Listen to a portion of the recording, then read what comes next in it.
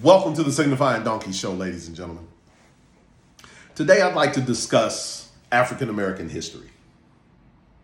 Sarah Huckabee Sanders, the governor of the great state of Arkansas, decided to remove AP African American Studies from her state's curriculum this week. Now, I have no problem with her decision because I'm of the opinion that we're on the precipice of an educational renaissance in this country. As a matter of fact, I have some words of encouragement for the class of 2024. You have options. You have so many options that now is not the time to focus on what's being taken away from you. I was very fortunate. I went to high school in Bad Kreuznach, Germany. And my guidance counselor at Bad Kreuznach American High School, Mr. Hepler, was a fine man. He was my football coach, but more importantly, he was an extremely sincere advisor. When it was time for me to go to college, when it was time for me to apply to college, he gave me a book about historically black colleges and universities. That was the best thing that Mr. Hepler could have ever done for me. As a matter of fact, if he hadn't given me that book, I probably would have never stepped foot on an HBCU campus. But that was what sparked me to apply to Howard University, Florida A&M, Bowie State University. I also applied to Florida State University because at the time I was so ignorant. I thought that if I didn't attend a PWI, a predominantly white institute, I'd be missing out on something. Party life, football games, everything that you associate with going to college.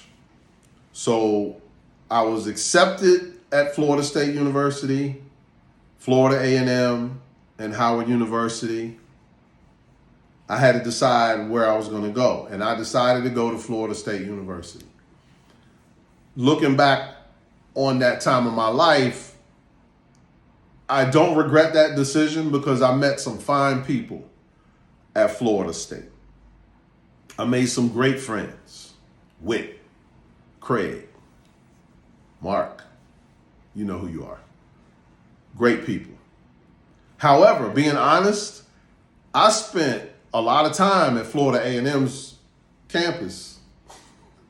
Florida A&M University was not that far from Florida State. It was walking distance. And honestly, I was more comfortable on the Florida A&M campus than I was on the Florida State campus. Now, I remember Florida State University having a black student union, and that's where black students would congregate. But it wasn't the same as what I experienced when I would step foot on Florida A&M's campus. So here's what I'll say to the class of 2024. It doesn't matter if you're black, white, Asian, Latino.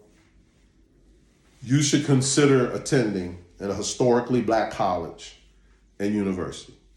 Now, I have an interesting perspective.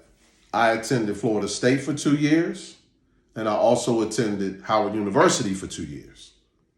When I attended Howard University, I was a grown adult with a family, so I was a commuter student. I wasn't living on campus. I didn't hang out on the yard. I didn't really get to enjoy or fully reap the benefits of the HBCU experience. But those were two of the best years of my life because the college professors that I interacted with, they were so invested in my success, in my learning experience. I didn't experience that at Florida State University. So I'm not trying to knock PWIs. And as a matter of fact, I have a daughter that's preparing to go to college now. And I know she's interested in Ivy League schools, Harvard, Yale, Columbia. And I don't have a problem with her applying to those schools. But I'm also going to encourage her to apply to Spelman, to apply to Bethune-Cookman, to apply to Virginia State, Hampton University. These are some fine schools that have produced exceptional people. So I don't think there's a wrong answer. You have to do what's best for you.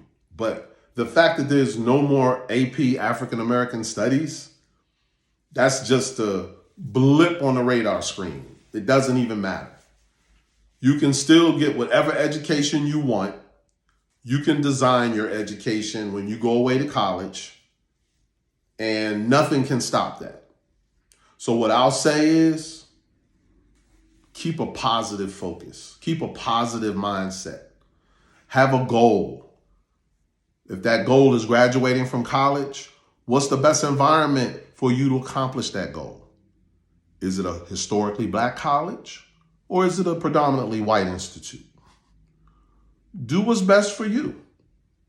Your career choices, your chosen career path, that might dictate what school is best for you. The cost of the tuition, the cost of the books, the cost of housing, factor all of that in. But at the end of the day, Sarah Huckabee Sanders, Ron DeSantis, no politician can stop you from reading a book, can stop you from getting a degree, can stop you from attending school wherever you want to attend school.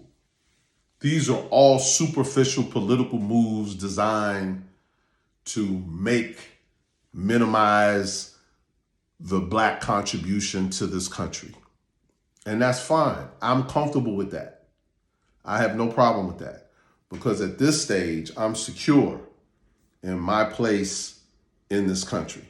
And I don't need someone in another state to be excited about the African American experience. That's an individual choice. So what I will challenge you to do is, class of 24, as you sit down and decide what universities you want to attend, don't just look at in-state and out-of-state tuition. Don't just look at what you want to major in. Don't just look at whether you're close to home or far from home. What kind of people are you going to be around when you're going through that learning experience? When you're away from home for the first time? When you're around people that you may or may not be able to trust, who may or may not have your best interests at heart? That's what I want you to give a lot of thought to when you're filling out those college applications, when you're writing down everything you've done, everything you've accomplished. The one thing that I do regret about my experience at Florida State University was, unfortunately, I spent the better part of my freshman year defending my admission to the university. So having the perspective of having attended a HBCU and a PWI, I will say this: I'm happy affirmative action is gone, because there's nothing more humiliating than having a student in your dorm sit across from you and ask you, what was your SAT score? What was your GPA?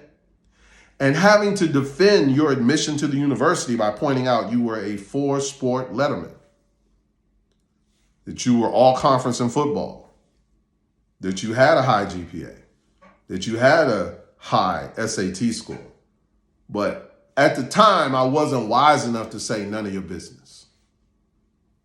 What I understand now is, if I had attended Florida A&M instead of attending Florida State, I wouldn't have experienced that level of humiliation and that level of feeling like I was some kind of affirmative action case.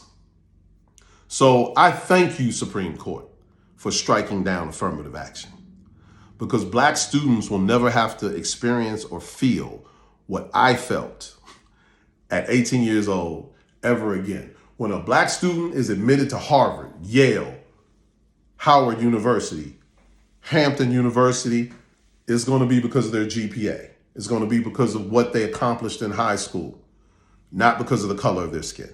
We're done with that phase of our history. So try to take some of these things and turn them into a positive.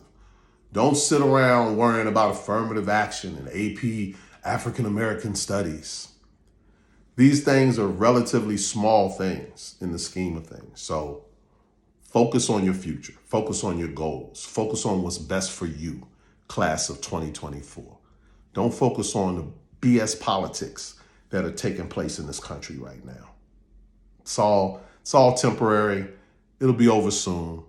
Focus on your future. please subscribe to the Signifying Donkey Show.